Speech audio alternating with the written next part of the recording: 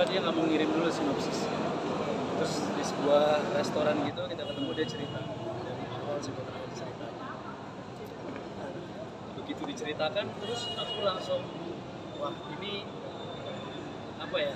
Ya aku sebagai dari point of view-nya seorang bapak ya gitu, film ini kan mereka sebagai anak-anak gitu, kok mereka bisa punya sudut pandang ini ya. Aku kagum sih terus terang sama si Umay sama Iqbal. Dan selain itu juga aku ngikutin film-filmnya Umay gitu kan. Sama aku juga kalau bikin film juga ceritanya bagus-bagus gitu. Ceritanya itu tentang apa ya,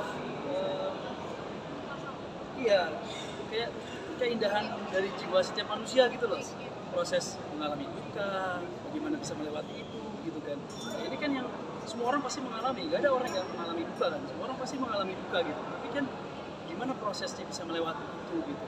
Nah menurut saya ini bukan sebuah film, bukan hanya sebuah film, tapi ini sebuah apa ya, sebuah cahaya yang bisa mengubah hidup orang gitu, yang bisa meningkatkan kesadaran orang gitu. Bagaimana setelah melewati penderitaan, duka, bagaimana mereka harus bangkit lagi gitu kan ya. Karena apa ya, menurut saya ini ya bukan hanya film gitu. Jadi ayo Mai, ayo gue dengan senang hati gitu. Aku sebagai bapak, apa yang bisa aku berikan untuk cerita ini juga aku sangat bersemangat sekali. Kira kita berproses semua ya kan, kita melalui proses reading, bagaimana saya dari sudut pandang bapak, terus dari Yuni Priscilla juga bagaimana dari sudut pandang ibu, karena kan dia sudah mengalami proses itu kan gitu. Dan dari sudut pandang Umay punya saudara Iqbal juga gitu. Jadi ya semakin lengkap lah kita satukan ini gitu. Jadi sebuah kolaborasi yang indah menurut saya. Terus waktu jadi peran sailor ya, untuk jadi Iya. itu gimana kan, pasti ada ininya nggak sih, kayak workshopnya dulu atau ngobrol-ngobrol? Ini yang menurut saya percaya penulis naskah itu pasti punya energi gitu kan. Jadi ya saya percaya kalau skrip itu mencari sendiri pemainnya. Pas saya baca dan peran saya dibilang saya seorang pelaut, waduh ini kayak proses perjalanan apa ya. Saya pernah dulu sebuah film saya main dan saya jadi seorang pelaut juga, tapi nggak matang sekarang, saya belum berkeluarga. Nah kalau saya ikutin lagi, ini kayak perjalanan saya waktu jadi seorang pelaut. Jadi saya tahu bagaimana prosesnya, karena saya dulu ikut pendidikannya di STIP kan, Sekolah Tinggi Ilmu Pelayaran. Jadi saya ikut pendidikannya, saya belajar ikut makan seperti apa gitu. Jadi ya untuk seorang pelaut itu memang mereka adalah orang-orang yang diciptakan untuk apa ya, tangguh gitu, karena bagaimana mereka harus menghadapi ombak di laut gitu kan. Jadi ini sebuah simbol juga yang diangkat sama Umay ya, sebagai nakoda kapal membawa sebuah keluarga kan, mengarungi samudra kehidupan yang penuh dengan naik turunnya gitu. Jadi ya film ini penuh dengan simbol-simbol itu. Mas Dwi, kalau di rumah sendiri, di anak-anaknya Mas Dwi, ada nggak sih yang sindrom kayak Uta sama Ian? Ya. Ada yang kayak anakku yang pertama, usianya sekarang 16 mau 17 tahun gitu.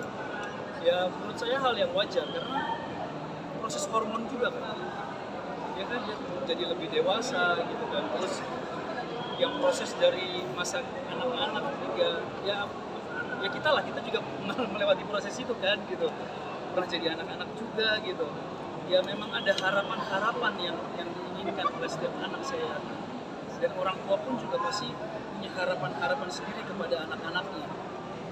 Tapi ya yang berbahaya harapannya dipaksakan kan gitu. Kalau terlalu dipaksakan ya, kalau nggak sesuai kenyataannya akhirnya akan kecewa, akan duka gitu. Karena ya seorang anak pasti punya harapan, orang tuanya yang memang akan melindungi dia selalu, yang akan selalu mendampinginya gitu. Tapi akhirnya ya kemungkinan ada yang mengalami karena tidak mendapatkan sekolah. Orang tuanya juga kebalikan, punya pengharapan kepada anaknya yang memang darah dagingnya, yang ingin anaknya itu selalu mau mengikuti apa kemauan orang tuanya, mendengarkan orang tuanya, gitu. Apa yang menjadi orang tuanya mau, tapi ternyata anaknya tidak ingin seperti itu. Ya harapan ya wajar, setiap orang punya pengharapan, tapi yang dipaksakan sebelum saya yang kalau gitu Mas menyikapinya seperti apa sih? Sudah berantak dewasa dan kami menyusun juga sebagai seorang artis. ya Kalau aku ya, kalau aku berusaha sebisa mungkin aku selalu ada di sela-sela waktu untuk anak-anak. Karena aku percaya waktu nggak bisa diputar balik. Kita nggak bisa memundurkan waktu. Aku nggak mau kehilangan waktu yang setiap momen yang indah ini gitu. Aku pengen selalu ada baik kejatuhan maupun kebangkitan anak-anak. Aku harus selalu ada di samping mereka. Itu sih yang bagi aku penting ya. Mas Gil sendiri tipe orang tua yang tadi tipe harapan yang memberikan kebebasan ke anak ataupun punya harapan yang akhirnya disisipkan gitu, kayak kamu mengharapkan sini. Aku nggak mau menuntut, tapi aku maunya menuntun aja. Jadi aku tuntun aja mereka maunya kemana gitu kan ya. Tapi biar pilihan itu mereka yang memilih. Kalau saya kasih tahu di persimpangan jalan, kamu kalau ke kanan kamu akan begini loh. Kalau menurut aku kamu ke kiri aja. Tapi mungkin rasa setiap anak kan beda-beda. Mungkin dia punya rasa penasaran, kenapa saya dilarang? Ya sudah, silakan. Ya dia kan belajar dari kesalahannya sendiri. Artinya membebaskan mereka untuk memilih dulu. Tapi Iya. sebelumnya kamu memberikan arahan-arahan sama mereka seperti itu ya Mas ya? Iya. Tapi di 2010 kan Venu terlihat ngobrol begitu bijaksana. Ya faktor genetik mungkin ya, bapak ibunya seniman kan, jadi anak-anak juga punya darah seni gitu kan. Ya memang ada tawaran awalnya mereka gitu kan, dan melewati proses casting juga. Tapi saya tanya dulu anaknya, kamu mau? Gitu. Ya kalau mereka mau ya sudah. Dan mereka harus tahu ini adalah sebuah pekerjaan yang memang ada kontraknya, dan ini berkaitan dengan komitmen, tanggung jawab dan disiplin. Gitu kan, saat mereka ngantuk ya udah ngantuk memang, tapi kan ini loh melibatkan kru dan sebagainya gitu kan, harus ada waktu. Jadi mereka melewati proses itu, dan mereka ya kalau mereka suka menjalankan ya mereka jalankan terus, aku nggak pernah bilang. Tapi ada dorongan atau memang dari sang anaknya sendiri yang Support, kasih support untuk anak-anak. Aku melihat tumbuh kembangnya sekarang bisa dibilang mengikuti juga orang tuanya Iya, aku selalu bilang sama anak-anak, pokoknya kamu jalankan apa yang membuat kamu senang. Gitu. Selama kamu senang, kamu jalanin, pasti kamu akan menemukan jalannya. Karena saat dia senang melakukannya tanpa ada tekanan dan tuntutan, secara energi dan vibrasinya itu baik kan. Dan aku juga banyak ketemu kok teman-temanku yang sampai saat ini yang profesinya pun juga profesional, tapi ternyata itu dari dulu dari orang tuanya. Sebetulnya ada keinginannya dari dalam gitu, tapi ternyata ya itu kejadian juga. Tapi alangkah bahagia sekali pasti setiap anak yang mendapatkan dukungan support dari orang tua pasti akan bahagia sekali, tentunya akan bahagia. Nah, pasti akan turun semua ke anak-anaknya lagi gitu. Mbak Widi sendiri gimana? Mbak Widi sendiri sebenarnya gimana? Support juga. Oh ya pasti. Widi selalu mensupport anaknya, justru malah saya kagum sama Widi karena dia bisa sangat melihat potensi anak-anak, dan dia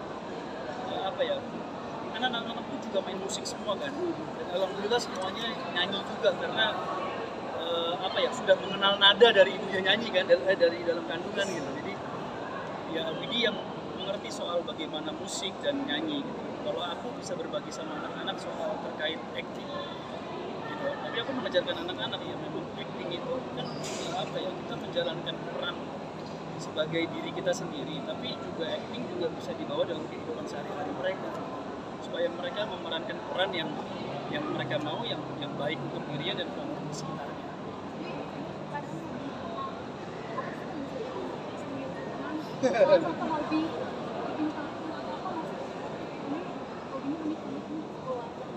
Iya, udah tenang soalnya udah udah bisa ngetawain setiap masalah aja. Masalah ya pasti ada, gak mungkin kita nggak punya masalah manusia, tapi ya udahlah, kita pasti akan bisa lampaui semua masalah, kita akan lewati semuanya. Gak ada masalah terus dalam hidup, pasti ada titiknya nanti akan selesai. Pas saat kita bisa menerima itu sebagai sebuah pelajaran. Udah ya? Oh iya, oke, jangan lupa untuk kalian semua nonton film Perayaan Mati Rasa tanggal 29 Januari di bioskop kesayangan. Mas, terima kasih.